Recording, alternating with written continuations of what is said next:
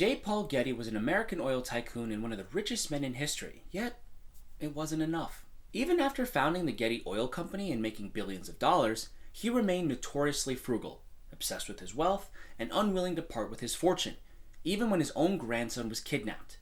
Despite his immense riches, Getty lived a paradoxical life, balancing ruthless business success with extreme penny pinching. His legacy includes both his controversial personal decisions and his world-renowned Getty Museum. Today we're diving into the life of J. Paul Getty, the billionaire who never had enough. Let's go. Jean Paul Getty was born on December 15, 1892, in Minneapolis, Minnesota, to George Getty and his wife, Sarah Reisher Getty. Now, George was a lawyer who eventually stuck it rich in Oklahoma and amassed a small fortune. Now, Jean grew up in relative comfort, and his father instilled with him the importance of financial discipline and hard work. Getty attended the University of California, Berkeley, but never finished.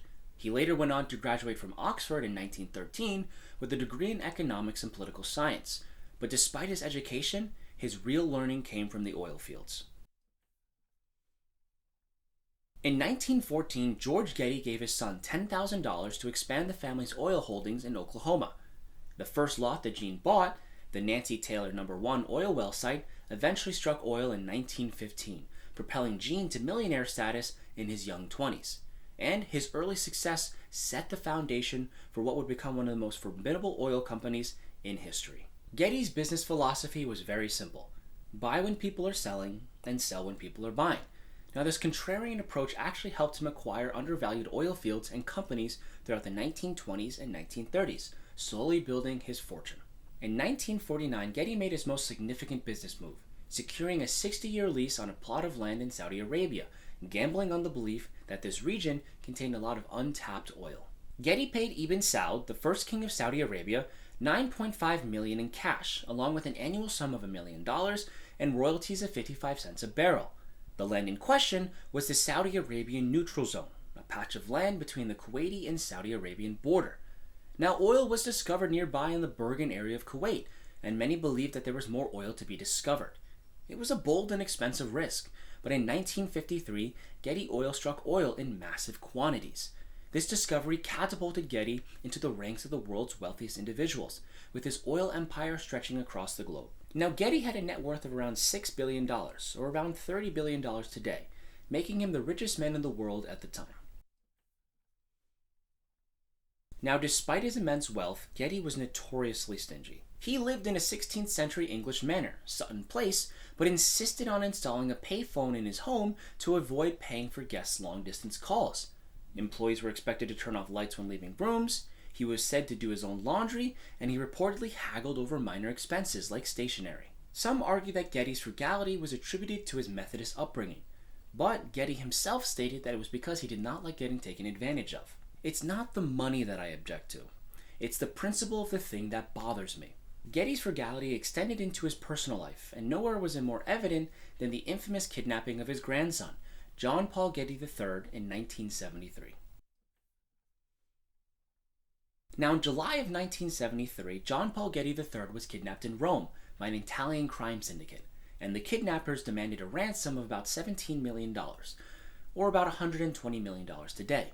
Now, initially, the family believed that this was a ruse by the teenage grandson to get some money out of his grandfather, but once they realized that the kidnapping was legitimate, Getty refused to pay, arguing that if he did so, it would put all of his other grandchildren at risk. Now, Getty's son and daughter-in-law pleaded with the patriarch for months to pay the ransom to no avail. The situation grew dire when, after months of negotiating, in November the kidnapper sent a lock of hair and a severed ear of the young Getty. And the kidnappers continued with the demand of money, now lowered to $3.2 million, and stated, "This is Paul's ear. If we don't get some money within 10 days, then the other ear will arrive. In other words, he will arrive in little bits." When the kidnappers lowered their ransom amount to $3.2 million, it was only then that Getty acted, but not without any conditions. He agreed to pay no more than $2.2 million, the maximum tax-deductible amount, and he loaned the rest of the money to his son at a 4% interest. Eventually, on December 15th, the young Getty was discovered at a petrol station in Lauria, Italy, and when John Paul Getty III tried to telephone his grandfather thanking him for paying the ransom, the patriarch didn't even come to the phone. Now, this cold response by Getty cemented his legacy as a man who valued money over family. Despite his controversial personal life, Getty had a deep fascination and passion for arts and culture, and over his lifetime he spent millions of dollars building a collection of antiques, manuscripts, sculptures, and paintings. Now, this was a long-term investment for him. Obviously, the value of these things would go up over time, but this was also a way to cement his legacy beyond the oil business. In 1953, he established the J. Paul Getty Museum, originally located in his home in Malibu. And over time, the museum grew into one of the world's most prestigious art institutes. Today, the Getty Center in Los Angeles houses an extensive collection of European paintings, sculptures, and decorative arts, all thanks to his vast endowment. Before his death in 1976, Getty ensured that much of his fortune would go towards the museum, rather than his heirs. His will directed roughly $700 million to the Getty Trust, making it one of the most well-funded art institutes in the world.